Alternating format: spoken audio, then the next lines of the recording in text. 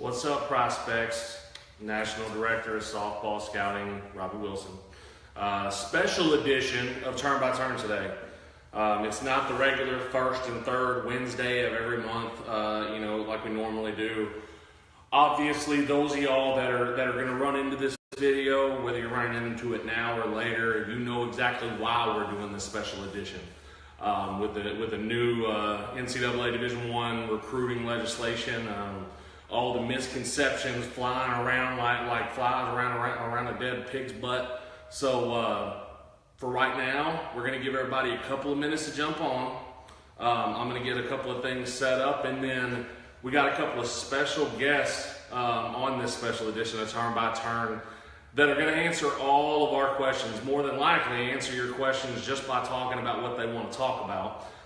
But if you have already logged on, make sure that you go ahead and make sure that you comment, tell us where you're watching from, and then I'm telling you, have your questions ready. If you have questions about this new D1 legislation, have it ready, because as we get through some of this stuff towards the end, we're going to actually go through some of the comments and have our guests go ahead and answer some of the questions. So give everybody a couple of minutes to jump on, and then we'll get started.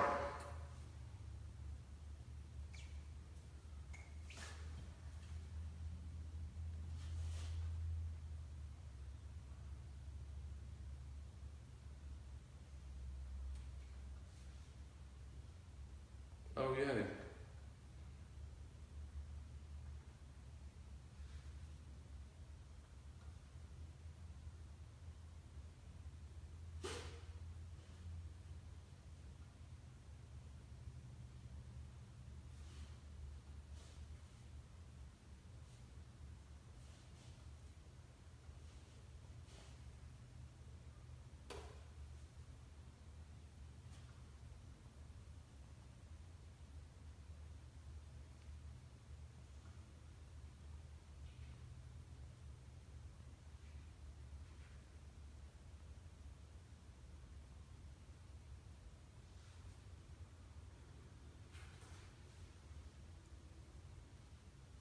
Wish I could find a more efficient way to have the comments larger.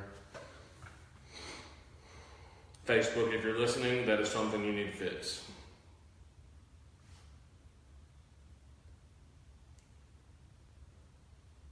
What's up, Tom?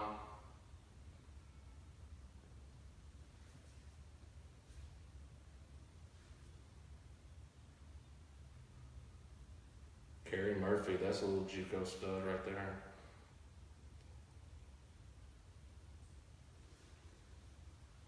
Okay. Looks like we're on time. All right, guys, so we'll go ahead and get started. And of course, if you do end up having to watch this video later on, of course, we'll not obviously have it on my Facebook timeline, but we'll also be putting it on the YouTube channel and everything else. The special edition of this Turn by Turn, we're not going to go into a bunch of other stuff. We're going to dive straight in. As you can see from one of the first comments on here, we made sure, as college scouts, as college softball scouts, it's our job to make sure that we do as good as we can to stay on top of the recruiting rules and what can and can't be done, not just so that we can protect the college coaches that we're working with for our prospects, but so that we can protect our prospects, so that we know what is and isn't okay. And so naturally, on the 18th, as this NCAA Division I legislation, all of a sudden came out, and everybody flipped a lid, and there's all kinds of misinterpretations going on and everything. There was some of the language that was somewhat hard to interpret, and some of it was even left open for interpretation. That being said, if there was something that we didn't know or that we didn't interpret, whether it was myself, one of our scouts, our NCAA compliance guy, which is Allard, or anybody else in the company, we didn't turn around and open up our mouth. We turn around and let everybody know, hey, we'll get the answer. And that's where these two ladies come in. That's where, and we can go ahead and bring them on. We have Dr. Joanna Lane from the NFCA, and then we have Emily Allard from the NFCA. Those of y'all that don't know, and of course there's a lot of stuff that we'll be sharing here pretty shortly. Is there a difficulty? She needs to request it. Okay, Emily, if you're watching, you'll have to hit click request. But those of y'all that don't know, with Joanna being the director of education, and I know there's a lot of different parts to her title with NFCA, but what I figured out really quickly years ago, was Joanna was the person. If there was an NCAA rule or a rule that we weren't 100% sure about, we went straight to Joanna. 99% of the time, Emily knew the rule, not just because of being part of the NCAA, but being, a previous Division I player and going through everything herself. And so some of y'all that have watched the show before, you saw Emily on the show from a slapper's perspective. That being said, we should have them on in 2 seconds.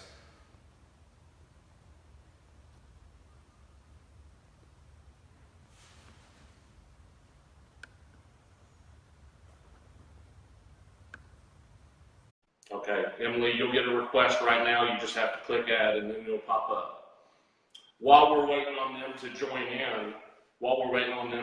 in, those of y'all that don't know, the NFCA, this is one of those reasons you need to be a member of the NFCA. All right. There we go. This is how it's going to be. Hi. Here we go. Y'all just made me look 100 times better. That's what we're here for. So, if y'all can hear the initial part, kind of, did I miss anything in introducing y'all? I don't want to shortchange, the fact that I rely on y'all to keep me out of trouble. No, I don't think you missed We're anything. good. I'm Emily. This is Joanna. Hi there. I am official title, the marketing and sponsorship specialist with the NFCA, and Joanna is our director of education. So we're excited to be with you guys today, and we'll let you keep going, Robbie. Well, if you can, before we dive into all the other stuff that we've been talking about, can you tell me a little bit about NFCA's role? Not just obviously leading up to now, but moving forward, NFCA's role on advising the coaches and coaches of all levels, whether it's a high school coach, travel coach, college coach, NFCA's role in advising those coaches on what the is and isn't is moving forward. Yeah, well, we started with this topic specifically at the NFCA National Convention last December, and that came from our Division I caucus. So I also serve as the Division I liaison. I was a Division I coach for 15 years before taking this position. So, with what we did at the convention, it was really identify a need to take a more direct line approach to action regarding early recruiting. So the great thing about our organization is that we work for coaches. We are a service organization. We're a membership organization, and that's our goal. So we wanted to take what our coaches wanted to do and really give it life. And right now they're so busy, we wanted to help them as much as we could. And that's where Jody Sykes, the University of Oregon Chief Compliance Officer, as a consultant with us, and Samantha Ekstrand is a legal consultant with us, and they were, huge when it came to putting things into motion. And now on the backside, it's just making sure that everybody understands the rule, because the lifeblood of our sport is the grassroots level. It's the youth coaches, the travel coaches, the high school coaches. They're the ones that have the everyday contact with these prospective student athletes, you guys, and being able to make sure that those of you who are touching this rule every day understand what it means and understand the benefit that comes from it, the good things that are coming from it for the next generation of collegiate student athletes. And that's perfect. That one of the misconceptions that, not even with the rules, but one of the things over the last week, when somebody's asked something, and then I say, well, why don't you just email the NFCA, email Joanna? I'm not a member. Obviously, number one, that was an opportunity for me to explain to them, the fact that just being a member, you don't have to worry about asking that stuff, because y'all are sending the stuff directly to the inbox of the members. But the other fact was, like I explained to them, you don't have to be a member to email someone at the NCAA and get an answer to a question, right? Yes. Yeah, we'll give you one free. I mean, after that, it may not, but we'll get you at least one reply. Absolutely. As we obviously want anybody and everybody to be a part of our organization and have that voice and be able to access that information. But I can't tell you how many phone calls Joanna has fielded coming from anybody and everybody but also just our whole office taking the united front and trying to get all of that together. So whether you are a member or not, we are here for you. But as Joanna said, you know, you only get so many free phone calls. Right. The benefit, though, is understanding how many good things are coming out of our organization for you in all facets of coaching. And once you understand that, we're not worried. We know you're going to want to be a member. And so we'll just show you how much we have to offer until it becomes too much for you to say no to. Absolutely. Well, so if you don't mind, kind of tell me, one of the things I was talking to a couple of coaches about this week was they were, you know, they kept using, and I guess maybe it just perturbed me because they were using the wrong phrase, but they kept saying to end early recruiting.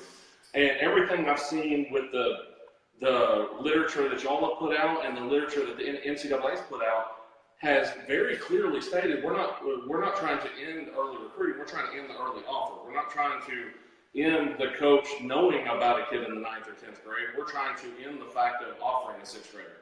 And can you kind of tell me a little bit about that verbiage and what understanding that verbiage means?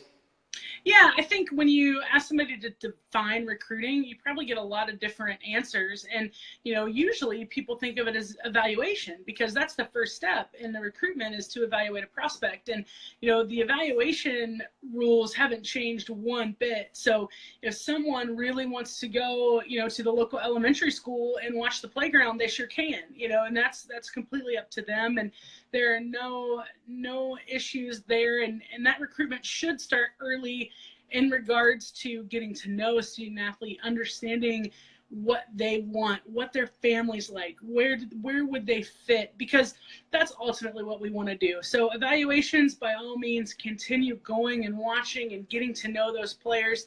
It's just about giving everybody more time. So if you have a couple of years extra that you can get to know an institution, you can get to know, you know, your non-negotiables as a student athlete. Well, I know I want to be close to home, or I know I want to be far away. Sometimes you don't know that until much later, let alone early in junior high, and heaven forbid any earlier than that. So I think making sure there's a difference between what an evaluation is and what a contact is, and knowing which one of those this rule really touches on. And it's much more the recruiting contact. And real quick, leading into that, it also doesn't touch on camps from a standpoint of education and skill development. So if you still want to go to a Division I camp and you want to learn from the best, those college coaches, you should and you can. They can tell you how to get better. They can assess your skills, generally speaking. They can't say, to play here, you need to do X, Y, Z, or they can't say, we want you to play here, but they can tell you, you know, most oftentimes Division I players need to be able to run X down the line as a slapper, and you're not quite there yet. Or they can give you those general terms to help you. So while recruiting conversations have stopped at camp, the education part hasn't, and it never will, because that's what it's for. And, you know, people that want to lump camps in, that's just, it's a non-starter for us, because that's what we're all about. We're all about the education and the getting better and what those kids really need, and we don't want to take that away. No, and that actually kind of helps me skip over one of my next parts. And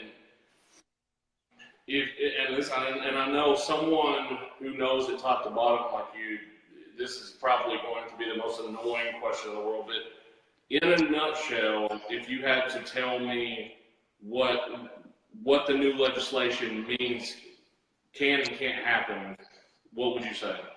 Sure. I would say that 100% of the responsibility is on the collegiate coach to restrain themselves from making any kind of recruiting conversation, offer, inducement, promise, or anything else to a student athlete until they hit September 1 of the junior year. I never want the student athletes that are watching to think, oh, now I can't contact them. Yes, you can, and you should. Send emails, send your schedule, update them on what you're working on, give them new skill videos, continue to market yourself, continue to put yourself out there, especially in front of the programs you're really interested in. The responsibility is on the Division I coach, and we need to be accountable there. We need to be responsible there and be able to say, yes, I'm interested in this kid, or no, I'm not. And that's it. Those are the only two sentences. No adjectives. No, I'm really interested. No, I'm really, really, really interested. None of that. It's either you are or you aren't.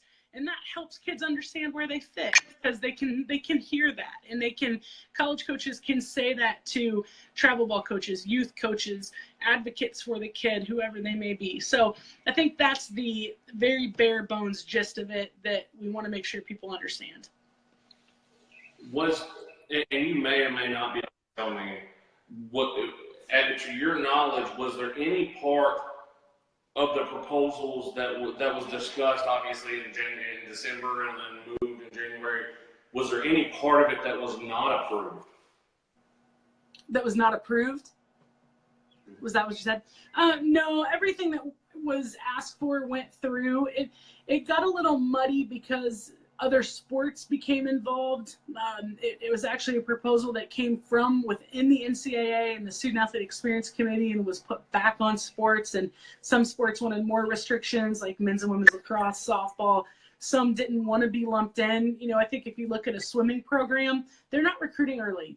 They go strictly on times and numbers, and those kids don't decide. Same thing with track and field. So those sports didn't feel a need to be lumped in the legislation. So that's where things got a little bit, I guess, just confusing, if you will. But everything that the softball coaches wanted to see happen in December in Las Vegas came through final today. And that kind of leads me into my next part, which was the misconceptions, misinterpretations. Like, and I know y'all have probably had a heyday, not only getting them from phone calls and emails, but, you know, if you go to social media for 2 seconds and read what's out there, you know, some of it, you know, I don't know how y'all reserve yourself from answering all of the comments that people are doing. That's some serious restraint. But kind of, one of the biggest ones was, you know, they adjusted the definition of a PSA, you know, and so then naturally, as y'all saw, people said, oh, well, they said the PSA is a 7th grader, so that means that they can go recruit and talk to a 5th and 6th grader. But then it's very clear from what we've seen that it clearly states, no, it's still, you cannot start it until that September 1st of junior year. So, you know, can you explain that a little bit? How they redefined it, but still that doesn't mean that you can go talk to kindergartners? Right. Well, first of all, I'll give Emily all the credit in the world on the social media accounts, because she's the one that gets to manage those, and she does such a great job at it that I'm with you. I type off the response and then I just send it to Emily, and she talks me off my ledge. But the definition, and this is where it gets a little tricky again, because those are 2 different rules. So the change in definition for a prospective student athlete, that's in regards to camps, clinics, and I'm going to use this last word, and it's really unnecessary, but tryouts. And so we don't do tryouts, but this is similar legislation to where men's basketball came from. When men's basketball started having some of these issues, really when people could no longer go straight to the pros, is when that happened for them. But with us, what it does is it says, okay, now college coach, you can no longer go work a camp that is only for 7th and 8th graders because they don't fall within the definition of a PSA. So that definition isn't about the early recruiting. It's about camps and clinics, and it's meant to close a loophole. One thing we learned from our friends at lacrosse, they didn't close the camp loophole. So they had to go back and do that after the fact, and we learned that, you know, thankfully from someone ahead of us, and they were able to show us the benefit of that so we could tie it all up together. So this legislation, you're right, it's very clear. Conversations begin September 1 of the junior year. It doesn't have anything to do with you as a PSA. In some language it says that, but anybody is considered a prospective student athlete if that's how the coach is viewing them. So, and that has been before this. I don't know when that started, but college coaches know that that's not true. They've been told that for a number of years now, that it's the intent of the rule versus the actual written rule. But hopefully now that's taken care of the way this one's written. So the effect of that in coordination with, I know there's a lot of travel teams that have facilities and will turn around and run it, you know, basically, you know, run a camp out of it and bring the coach in and, you know, may not make it required of every kid that's supposed to, every single kid from the organization, but here's the 2020 and 2023s that he should be looking at. And of course, the coach will make some money off that camp. But at the same time, basically putting the adequate recruits in front of that kid all in one little, feeding, I guess you'd say, essentially that coach is still allowed to do that. Just still the same rules apply as far as what can and can't be said.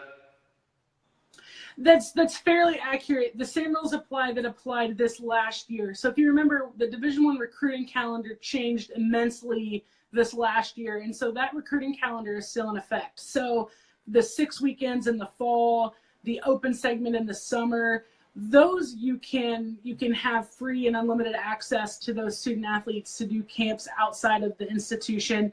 It's when the other periods were closed off for kids age grades 9 through 12. They weren't closed for kids in 7th and 8th grade, and those kids were being treated differently. And that's one thing we wanted to take care of. So within the guidelines of the recruiting calendar, yes, you can still do camps off-site, on-campus sites, whatever they might be, as long as you hit those parameters. Gotcha. So one of the things that I wanted to make sure, which of course is totally jumping into the next topic, but and you don't have to, I guess in layman's terms, if you can, like one of the questions I asked you that had to come to you about this last week was, when everything was announced on the 18th, there was such a discrepancy in the general public, not with y'all, in the general public about, oh, it went into effect immediately. Oh, it went into effect on the 25th. And, and a lot of people seem not to understand the difference between non-controversial legislation and controversial legislation and what did and didn't.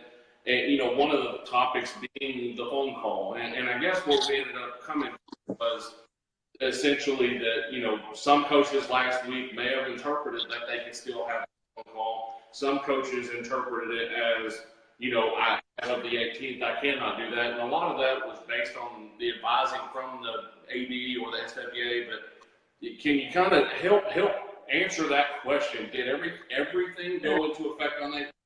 Did everything not go into effect until the 25th? Or was it non-controversial went into effect and controversial was delayed until the 25th? Well, again, there's so many different moving pieces on this one. So starting first with non-controversial versus controversial legislation. Anything that's considered non-controversial legislation that has no one on the other side saying, no, this isn't going to work, or it's not met with mass approval, that has to go through a legislative cycle that is more than a year long.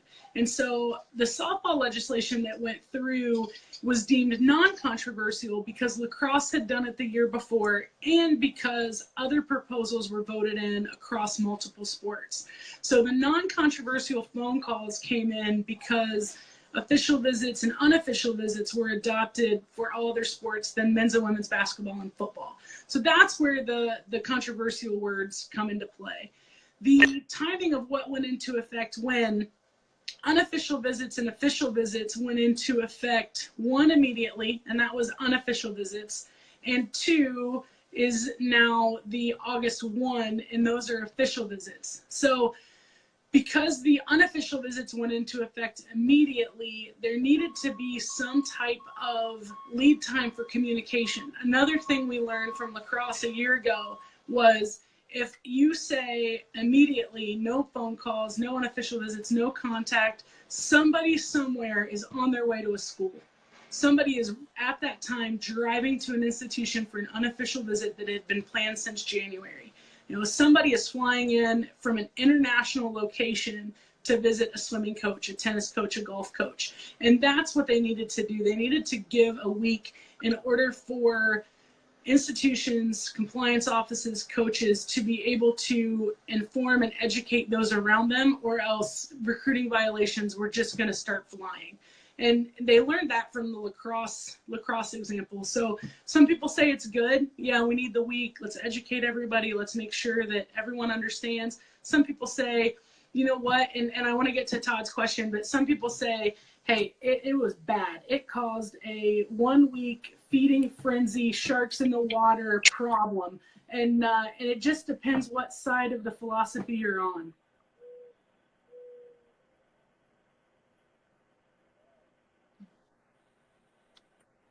Okay, it was a little delayed. Can y'all still hear me? Yeah, we're with you. Sorry about that. So I guess, is that theory or that thought process that the D1 softball coaches essentially have a little bit of a grace period after the 18th until the 25th, that, you know, basically a little bit of time for hiccups and stuff like that? That is kind of the case. To my knowledge, yeah. You know, I think it really came from the Division I Council and the people that vote within the NCAA legislative body saying, look, and 80 other proposals went through that same week time frame. So I want to be clear, it wasn't just softball in this proposal that was being ratified. It's no different than House approves, Senate approves, goes to the president's desk, president signs off on it. Everybody knows it's a done deal. President has been in support for, you know, the entire length of debate. It's the same thing. You know, the NCAA was in support. It was a formality, rubber stamp, however you want to look at it, but it still gave that time period for anything to come up that maybe wasn't addressed prior for all pieces of legislation, not just the softball piece. That makes total sense. So this is one of the last misconceptions to hit you with is one of the funniest things I keep pop up on social media is it's almost like there's a lack of contact. No contact means no contact. I've seen a lot of people saying this is going to bring coaches back to the old days where postal mail and mailing letters is going to be the solution. Thoughts on that? I'm sorry, you cut out on me a little bit. What's going to be the solution? Handwritten letters from the coaches like it used to be. I loved those. How old are you, Allard? No. 26. No, honestly, coaches should still write handwritten letters, but not until September 1 of the junior year, because contact is contact. So text messages, email, United States Postal Service, it doesn't matter. Horseback, courier, telegraph, doesn't matter whichever way it's going to be delivered. None of it can happen until September 1 of the junior year. But, you know, you're trying to connect with the student athlete and you're trying to understand where they're coming from. So the nice thing this does is it lets coaches, you know, call you, Robbie, and say, hey, what is Sally like? How hard is she working? You know, is she continuing to struggle in algebra? Get to know the kid, get to know the family, and nobody rushes into a decision, and everybody feels better about where they are in the junior year. And, you know, for kids like Jessica Mendoza, who didn't hit a home run until she was a junior, you know, had this recruiting pattern been in effect, I don't know where she would have played, or if she would have. Maybe she would have quit because she wasn't finding the success that she ultimately found. And let's be real, everybody in the country would have wanted Jessica Mendoza on their team. So, you know, I really can't find a downside. It just gives everybody more time to make a better decision. But no, all contact is all contact, any way you can slice it. So that kind of brings me to my next question, which is, you know, we know basically with a lot of this stuff being put into place, you know, the getting on the coach's board, being evaluated and stuff prior to September 1st of junior year is going to be a lot on the kid. And everybody there's kind of a general consensus that it's going to be, you know, you're going to have to still invite them and you're still have to make sure that you're a camp, which is, you know, fine by most everybody else out there. Here's the question that that popped into my head is, if no contact means no contact, previously what was happening was coaches from different divisions, you know, of course, but especially even the coaches were sending out the mass email camp invite to everyone. Now, no contact until September 1st junior year means no contact. Does that mean that the 7th, 8th, 9th, and 10th grade is no longer going to get the camp invites from the D1 coach? Well, camp falls under the education and skill development. So I think one thing that this is intended to do is change the idea of a camp from being a place where kids are evaluated, from where kids are put in a situation where they feel like the only way I'm going to get looked at is if I go to this camp, and it's more of this is a chance for these coaches to watch me, and I can learn from them, and I can learn about their coaching style, and I can learn about the team that's already there, and I can get to know the culture of the program a little bit more, because now the coach has time to watch competition. Now the coach can go, you know, see a tournament that plays bracket play, and the kid's forced to put a bunt down, and the kid has to run bases, and, you know, she has 3 at bats, you can see adjustments that are made from at bat 1 to 2 to 3, and not it's 50-minute drop dead. She gets 1 at bat and she walks. Oh no, she gets to come back and hit again. And we're getting, hopefully we can get to a point where the coaches are evaluating in those competitive settings. So the camp piece becomes truly educational and skill development, and not a way for a kid to get in front of a coach before they're forced to make up their mind as a 9th grader on where they're going to school. So you can still communicate camps, and you can still ask kids to come to camps and all of that because they're educational, but not for the purpose of recruitment. Gotcha. Basically what it eliminates is the ones that were personal, they won't exist, but the ones that were, obvious mass emails, but for instructional purposes, those will still exist. To my knowledge, and I'll find out a little bit more about that camp communication piece, because even that was treated differently in previous NCAA rules. You could send a questionnaire and a camp brochure before you could do anything else. And then it became, well, who can create the prettiest camp brochure? And then it was, oh no, we're going to restrict the way those can look. And I'll find out some more on that. I'll make sure I get that to you. But again, the NCAA has really tried to make a differentiation between camps and recruitment. And because you're not allowed to have recruiting conversations at camps, that should be followed by all coaches. Well, and that kind of, the section that details that basically during a camp, a generic tour can be given, if it's in association with the camp. One of the questions that I keep getting from a lot of people is that generic tour that happens in in line with that camp. Can the coach participate in that, or is that something that admissions is doing?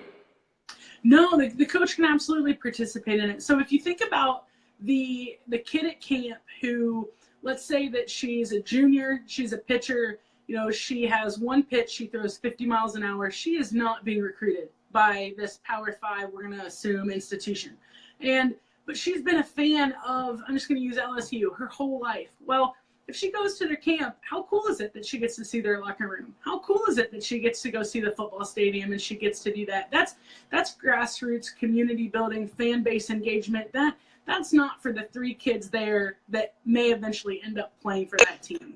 The ability to do the tour is to engage your fan base and to show off your campus and to excite those people, because your admissions office will tell you, you will get general students that say, the first time I came here, I came to a softball camp when I was 8.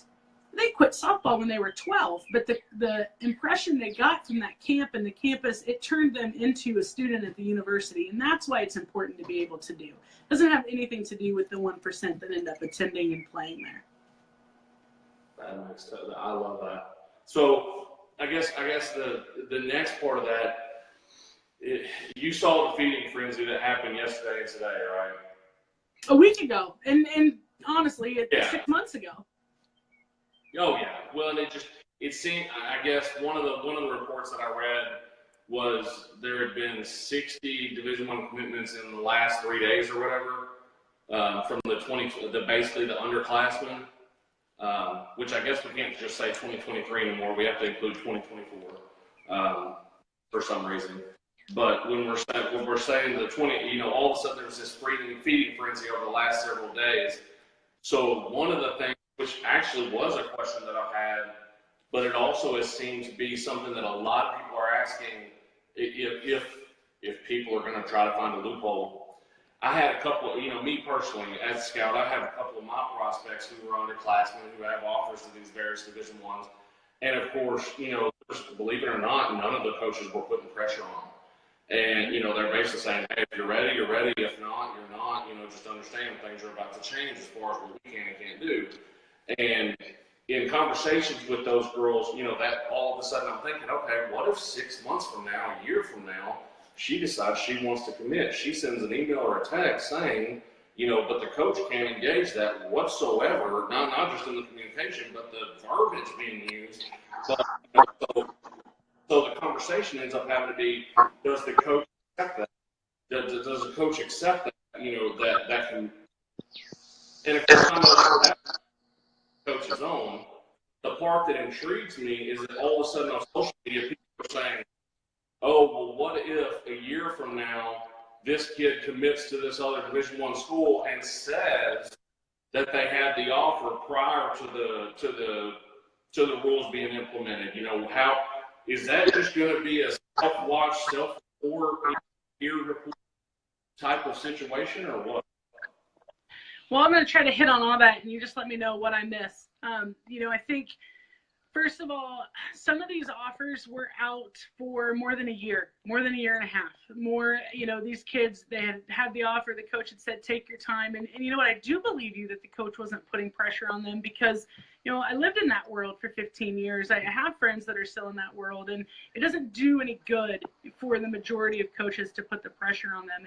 And I would ask people to go back and look and see, you know, at the rate of which prospective student athletes were committing and, you know, where they were committing. And it's not everybody. You know, you're almost 300 Division I softball teams.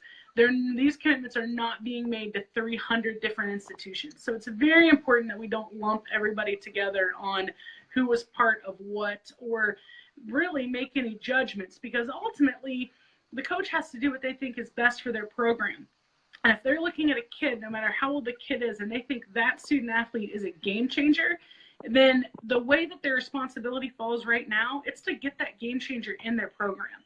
And that's up to them, and that's a decision they have to make. And it's really easy for people to sit back and say it's wrong or they shouldn't do it, or when, you know, the job is volatile and it's a tumultuous climate and marketplace, and all that coach can do is what they think will get them the best program at the end of the day. And so I understand where the perspective comes from. I understand how those coaches feel, and everybody did what they thought was right. You know, the same thing for the parents. I love the comment here. Why make the commitment if coaches are going to be forced to wait and watch you? It might get better, and you know, it's. Yeah, but for some reason the parents thought their kid was ready and it was the right decision for them, you know, and I assume a travel ball coach or a high school coach or some other advocate for that kid was involved too. It's not just the college coach, it's not just the kid, not just the parent or, you know, their advocates. It's everybody rolled into one. So I hope that we just don't have to worry about that anymore. You know, Carol Brugman and I talked about it the other day. We'd rather trade the week of craziness than continuing down this path that we were going. As for the verbal offer piece, you know, we did a podcast today, and Jody Sykes from the University of Oregon, I was really surprised when she said it, but their chief compliance officer, she said, anybody that's made a verbal, I would just forget it. I would start over. And I kind of did a what? And she said, you know, all these coaches should honor them, and hopefully they will. And our coaches have been told they will. But, you know, for these kids, you have no contact. So if you're 2024 and you made a commitment in the last week, or 2023, you know, you can do the math. It's going to be years before you're allowed to talk to that college coach. You know, and it's just not maybe a smart idea for everyone.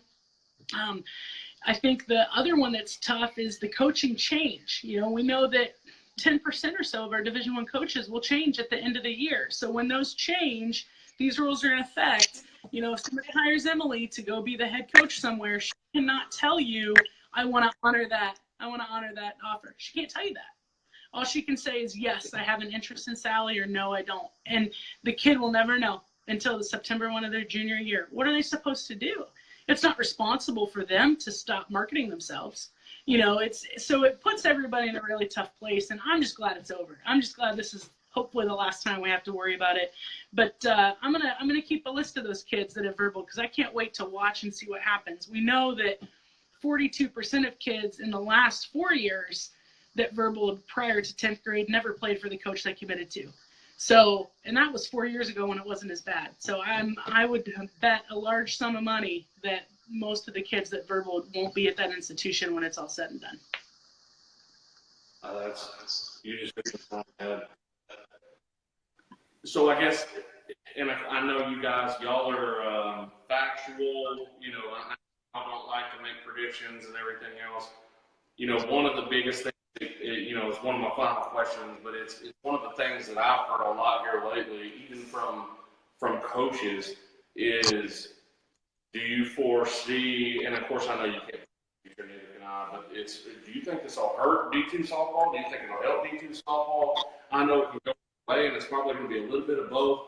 My question about it is, I know the process is typically when one softball buys into something, the divisions typically start to mirror and follow. So is that kind of the assumption right now, or is there this plan later on to implement these things at the other division? You know, I've talked to our Division II liaison and our Division III liaison about it. If conversations have come up in their head coaches committee meetings, and right now they haven't. They have other agenda items and other things they're working on. You know, if I was a Division II coach, I would want to be able to take the time to talk to the student athletes that Division I coaches can't talk to. And if a kid ends up not choosing a Division I school, then I've already gotten a relationship with them, and I will be able to move forward. So I don't blame a Division II or anyone else for not wanting to do this. And I think when you look at the timelines of commitments, it is, you know, very much a Division I issue, and even more so a Power 5 issue. We're seeing about a 6-month difference between an average commitment from a Power 5 and an average commitment, you know, from a plus 27 group. So I don't think anything right now is being talked about for Division II. There's some other things that they want to do first, but, you know, never say never. I learned a long time ago that we'll see what happens and go from there. Gotcha. Emily, I know you know, obviously the people who are coming to you, even though y'all are together, the people who are coming to you and the things you run into on, you know, like you said, marketing, you know, and monitoring the social media page and stuff, is there anything that you ran into, or any misconceptions or questions you ran into that we haven't addressed? I think Joanna made a really good point earlier about being careful not to lump all coaches and all schools and all kids into the words that are being said and the decisions being made and the judgments and things like that. I think everyone on social media is quick to judge, quick to type, quick to speak their mind behind a device. But I think it's important to remember that, you know, unless you are a Division I coach, or unless you are that family that's getting that offer, or that kid that feels like she has to make that decision, I think it's important to try and see all sides, all facets. And our organization speaks for our membership and what they want to bring to the table. And until everything is set in stone and ratified, as Joanna mentioned, like, they're trying to do what's best for their program and their future. And I just think it's important to keep a really well-rounded perspective when it comes to everything. And again, also, like Joanna said, hopefully all of this is out the window today, and as it should be. But I just think it's really important. And from the very beginning, what came out of the convention was, correct me if I'm wrong, 84%? Yes. 84% of the Division I membership voted to push this forward. So I just want to remind everybody that that is not all. That is not 100%. And that doesn't, you know, there might be one piece that they disagreed with here or there, but it's just really important not to lump every single coach, every single program into the comments that are being discussed. Joe, or I guess either one of y'all, one of the big questions we just got a second ago, which I guess we started to dive into, but Tony Rosales or actually Todd Fagan was asking if this top to bottom legislation is such a great thing, why was it not adopted by D2 and D3? Sure, and the Division I, Division II, Division III, they all operate under different manuals.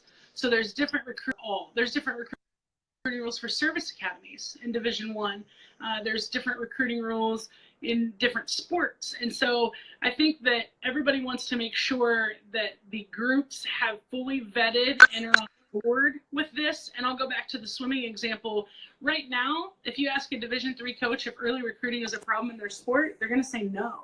It's not. They're not getting calls from 7th graders saying, I want to commit to you, because it doesn't work that way for them, you know, scholarship-wise and things that Division I coaches deal with. So that swimming example of they didn't want to be lumped into their own legislation because they don't have the same problem, it's very parallel on the Division II, the Division III. So my only comment to that is, it is a good thing. It makes it much more age appropriate. It puts Division I back on the same timeline as Division II, Division III, as non-student athletes and where these kids find they fit in academically, athletics, socially. And I think that Division II and Division III, they're just better at it than Division I. They didn't have this problem. We had the problem at Division I, and we had to fix it. They don't. And cutting in here for a second. Yeah, I can plug it. Excuse us. One moment. We're gonna get some light. There we go. No, We're back. I don't want to plug the NFCA too much because this is solely education based, but these are fantastic questions that people are asking. And I think it's really important for coaches out there to understand that this is exactly what our organization is for. And so if you have those types of questions, like why isn't D1, D2, D3 all on the same page? What can travel ball coaches do? What can they say? Things like that. All of this information gets sent to our members, and all of our members have that voice. So there are travel ball coaches that reach out to me every week, every day, asking, how can I get involved? We need more education on X. Joanna gets calls from Division I coaches in our office every hour at times of, I need X, I'm looking for Y, how do I get Z? And I think that's the most important piece to take away, is that we are here for as these coaches. So all of these questions are fantastic, and please keep them coming, but just know that we're here, and this shouldn't just be a one-time, Facebook Live thing. We're here for the game, we're here for the kids, we're here for the coaches. So please keep that in mind. Yeah, and I think one question I've seen a couple of times, if I can keep up with it, is that asking about what can a college coach ask, specifically NSR, but really anyone. A couple people asked that one, and absolutely, college coaches can go solicit any information they want, and that's the goal. The goal is that college coaches get more information. So if I'm coaching, I can call anyone that has contact with that student athlete and find out who they are as a softball player, who they are as a person, who they are academically, what clubs they're involved in, what their parents are like, if the parents are going to cause me trouble in my program, if they have siblings, what the siblings like. And that's the whole goal. So yes, a college coach can call anyone involved and ask questions to get information. They just have to think of it as a one-way street. All the information is coming into the college coach, and there's zero information leaving the college coach to come to you.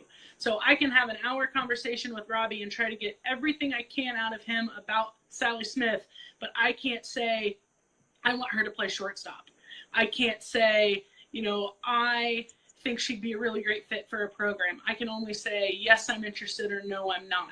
I can say, do you think she can play shortstop for my program, if you're familiar with my program and you know that, but I can't say how I envision her being a part of it, what I would see as a scholarship offer. I can't even say, generally speaking, a kid with her skill set would receive a 75% scholarship offer. I can't even say that. It's only, yes, I'm interested, or no, I'm not. I can't reiterate that enough. Those are the only two sentences that a college coach can say. I'll share a quick story real quick. So Northwestern is where I went to college, and Kate Drohan is the head coach there. And I knew nothing about Northwestern. When we were finally going to take an unofficial visit, I thought we were going to Oregon, not Chicago. Not sure how I ended up getting in there, but it happened. But anyways, I ignored Kate's email. This is after September 1 of my junior year. So I ignored eight emails from Kate Drohan because I just didn't think that I was good enough to play there. They were coming off their World Series run. Like, I did not think so. And on the 9th email, she talked about CSI, an episode that she had watched the night before about CSI. And what happened, what I learned later, is that there was some conversation that happened between Kate and my old travel ball coach, Phil Muma, RIP, from Sorcerer, about how much I loved CSI. And that was the bridge that brought Kate and I together on the 9th email of my junior year, that got me to the school, that got me on campus, that got me to commit.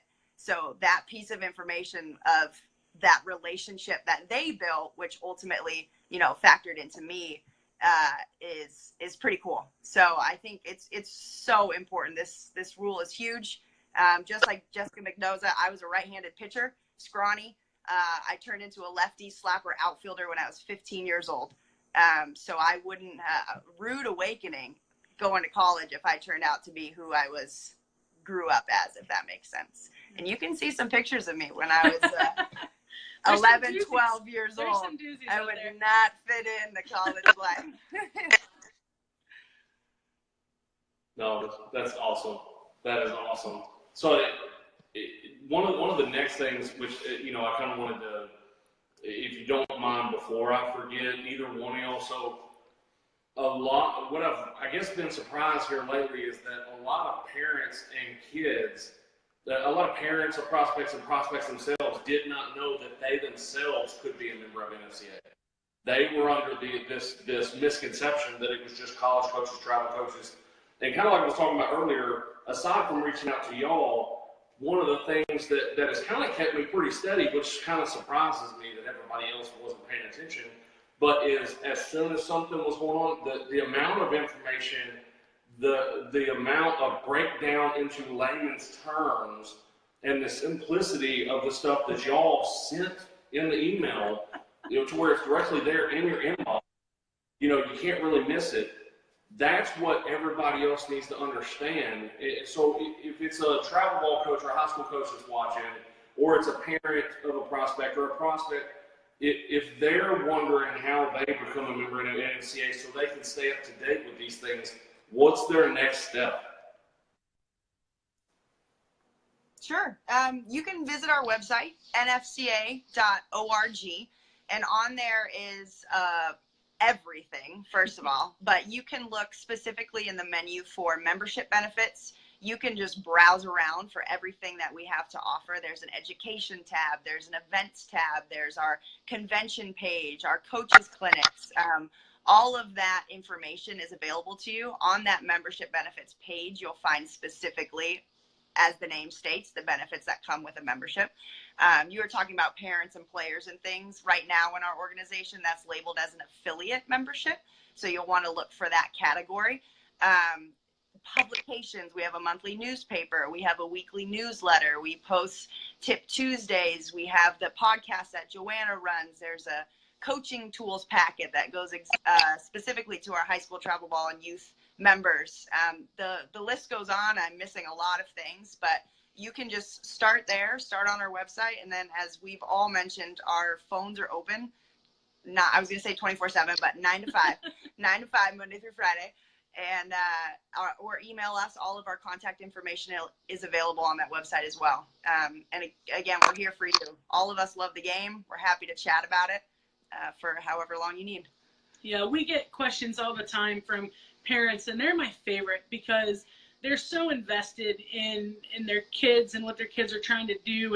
And when they take the time to seek us out, then you just have a good idea that they're the ones that are doing it the right way, and they really are just trying to get the information.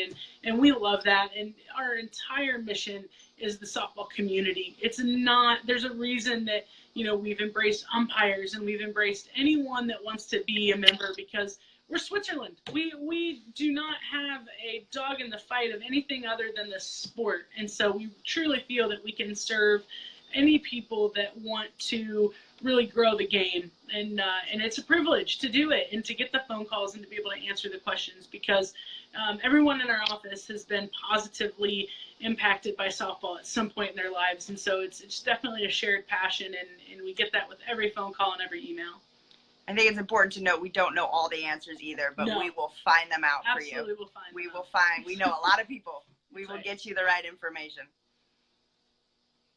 And I think that's one of the warmest things about it is obviously y'all are the go-to people, but that's the key to the right leadership, right? Is knowing that you know most of it, but that you're not going to know everything, but that you know how to find the answer to the remainders, right?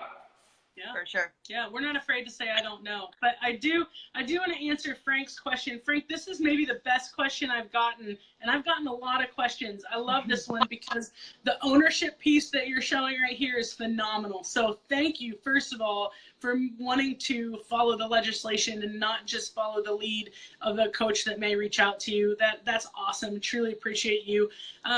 So the question is, if a travel coach and a college coach in a conversation, the college coach asks a question that could be deemed as recruiting specific, how do you answer that without burning a bridge? And hopefully you aren't put in that position. And if you are, hopefully it's unknowingly. But I think it's always good just to put it back on the college coach. Just, hey, coach, I'm not really sure what you're asking. It sounded like this, but I know that you're only allowed to talk about interest. I don't want to overstep here. Could you ask again, or can you try that again? I want to make sure I'm really hearing what you're saying, and it causes the coach to check themselves a little bit. But I'll tell you, if there's a coach who knowingly wants to circumvent, break legislation, find loopholes, 99.9% of the time in my career, that coach will not take good care of your student athletes.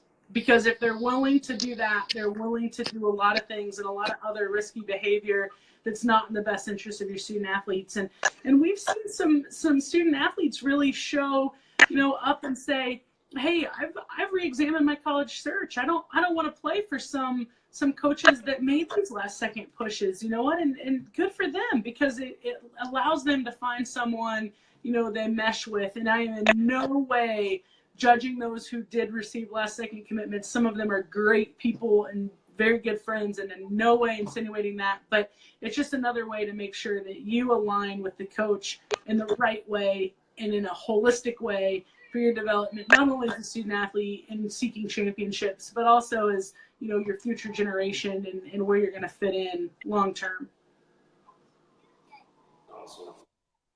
Awesome. I guess did you see the last question? If a kid goes to a camp, how do they know if there is enough to come back or time to look at other camps at other schools? Yeah, that's so tough. And I think that's something we're going to have to see play out, because, again, that only sentence is, yes, I'm interested. And, a coach really can't give anything more. And it's going to be hard. And hopefully coaches won't just say, yes, I'm interested to say it. But at the same time, if a coach only says, yes, I'm interested to the number one pitcher on their list, and that number one pitcher chooses somewhere else, then that coach is in trouble. So, of course, they're going to say they're interested in more than just their top choice. That's just to be expected. So that one's tough. I think really doing your homework and looking at roster spots and looking at, the caliber of student athlete you are. And that's where if you have someone in your corner that can say, oh, no, you're good enough to play there. You need to go to that camp, versus someone that says, like, you can go and you can really show up and see where you would fit. But, I would think you'd be more of a role player there. It might take you a couple years to be more involved in that program in a daily role. And again, that has to come from someone other than the college coach, but that's where there are great resources, whether it is NSR or someone else that can help you identify your role as a student athlete and where you fit. That's going to be a big key to this legislation. And John, remember those conversations in terms of interest only last up until September 1 of your junior year. Yeah. So up until that point, it might be a little bit tricky, but now everybody's on that same time frame. So come September 1, then you really get to know what that interest level is. You're judged against everybody else that's within that pool, within that class, those roster spots, etc. So doing your homework up until that point, as Joanna mentioned, is important, but whether that interest is there, you'll have more clarity on that come September 1, which is not late anymore. It sounds late, but matter of fact, it's early now. We're redefining. You would be first on September 1, junior year, to commit. And that's a good point that Emily segues to, is what's going to happen September 1st? What's going to happen? Is every kid in America going to get 10 offers and they're going to have 24 hours because they need to go on to the next one if they say no? And I wish I had an answer. I wish I knew. Lacrosse will give us an indicator because they're a year ahead of us and will help us get out in front of it.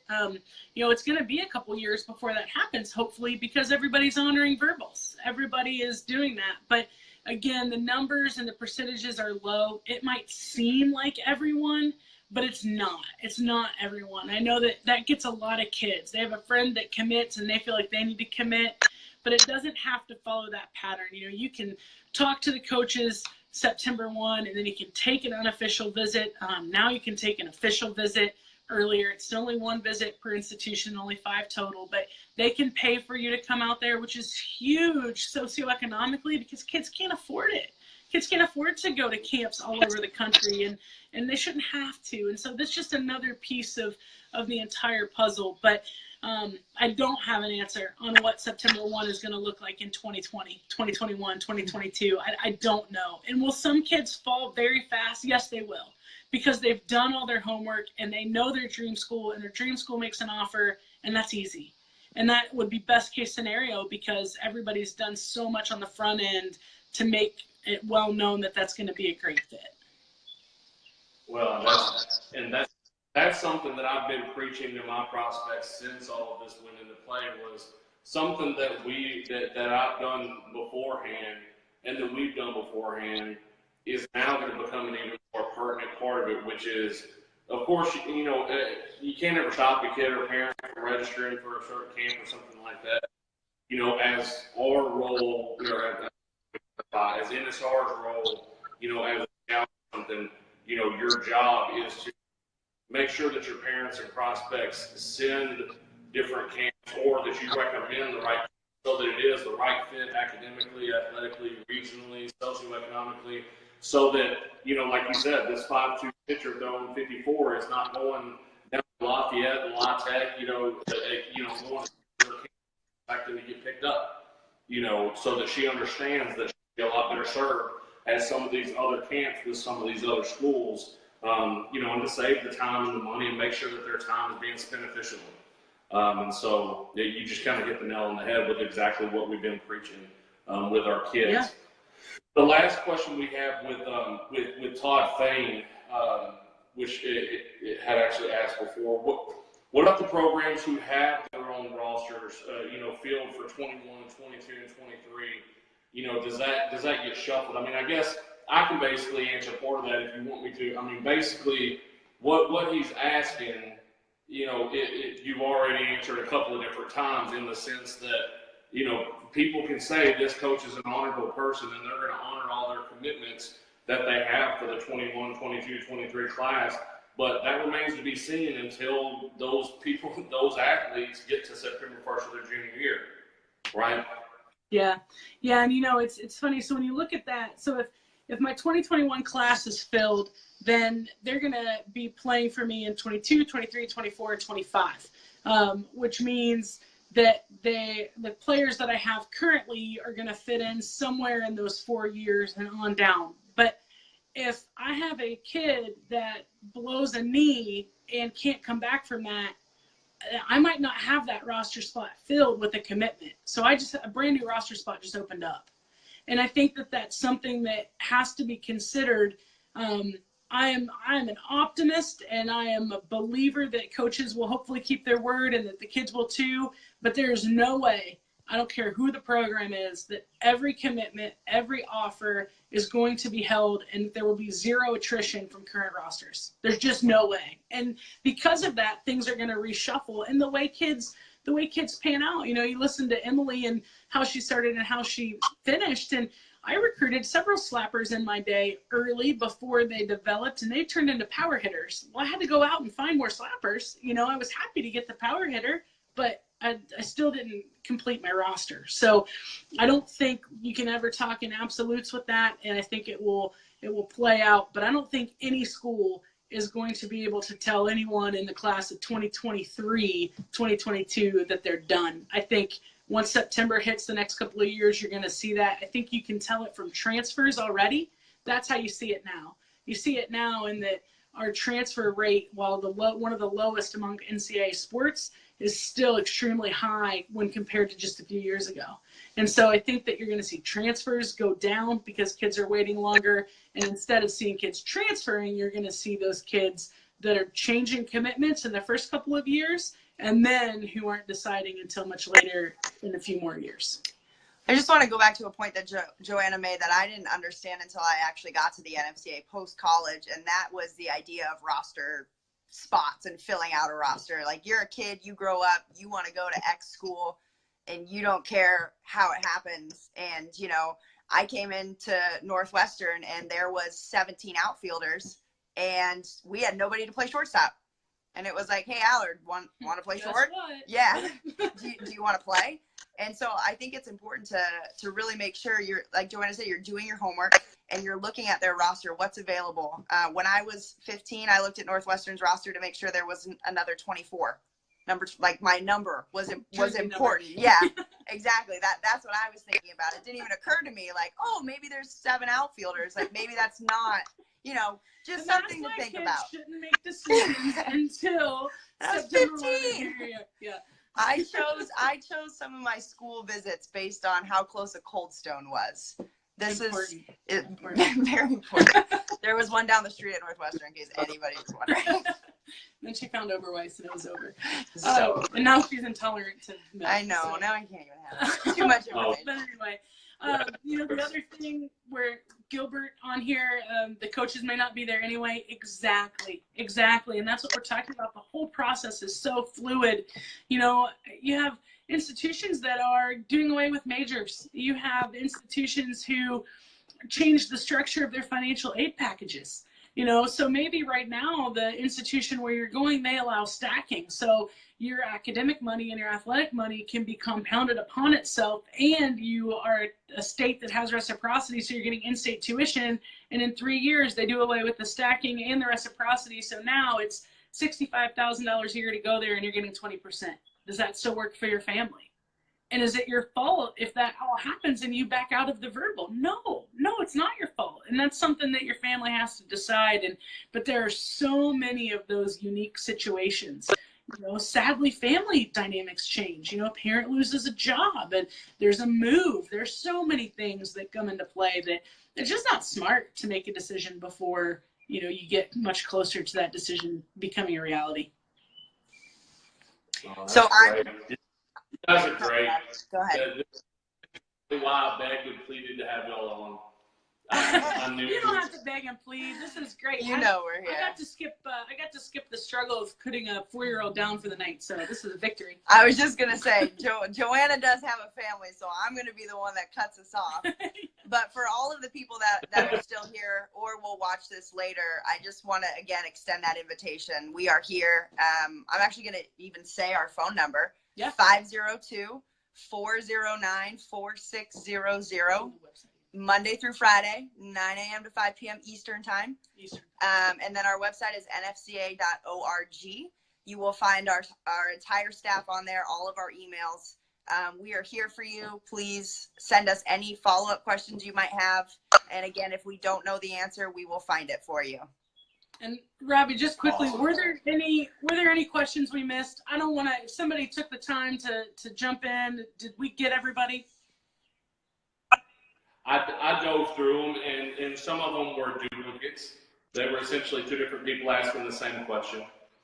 Y'all, okay, good. Y'all actually picked up on a couple of the questions. Perfect. And if you scroll back or we neglected you somewhere out there, anybody, again, you holler at us.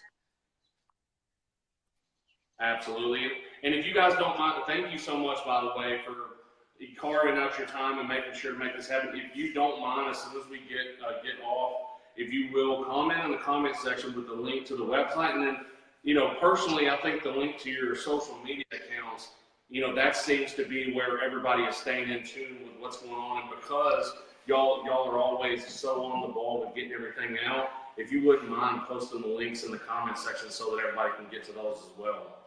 Sure, we can definitely do that. Yep. Absolutely. Thanks for having us, Rob. Guys, I appreciate y'all that do have additional questions. Like I said, go to the links as soon as we're done. I know from experience, if you bring it to Emily, bring it to Joanna, I know they'll get you the answer. So thank y'all for being on, and I'll see y'all at the next turn. Thank you. Sounds good. Thanks.